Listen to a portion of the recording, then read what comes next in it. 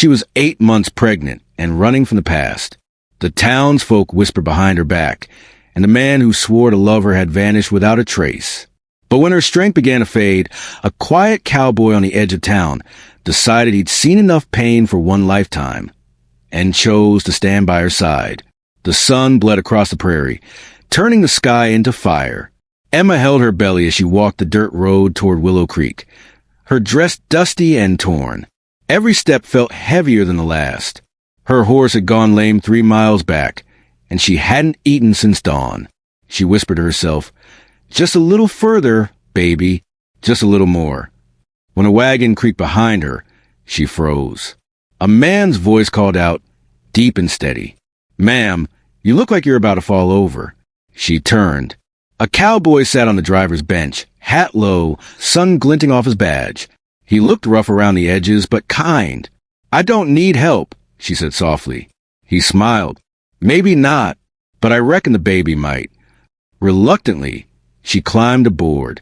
The man said his name was Jack Colton, a rancher just passing through. Jack brought her to a small cabin near the creek, plain but safe. He fixed her a warm meal while she sat by the fire, staring at the flames. "Been out here long?" he asked. "Since my husband left," she replied. "Didn't know where else to go." Jack didn't press her for details. He just said quietly, "You're safe here, Miss Emma. You can rest as long as you need." That night, Emma lay awake listening to the wind whistle through the cracks. She hadn't felt safe in months. Yet something about Jack's quiet steadiness made her heart ache. Not from fear, but from longing she thought was gone forever. By morning, word had spread that Jack Colton was sheltering a stranger, a pregnant woman with no ring. When he rode into town for supplies, the general store went quiet. "Colton," the clerk muttered, "you sure you know what you're doing?" Jack met his stare.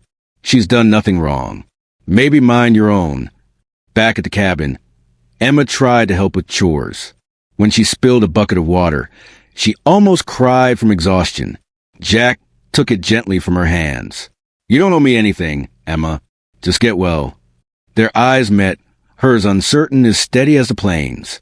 One evening, a storm rolled in fast. The wind howled through the valley as Jack rushed to pull the shutters closed. Emma clutched her belly, pain twisting through her. Between thunderclaps, she gasped, "Jack, I never told you my husband.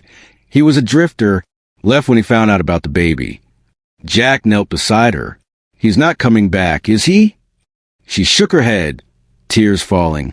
"No," and I stopped waiting. He brushed a strand of hair from her face. "Then you're not alone anymore." Outside, lightning split the sky. Inside, for the first time in months, Emma let herself believe someone truly meant those words. Days later, Emma went into labor.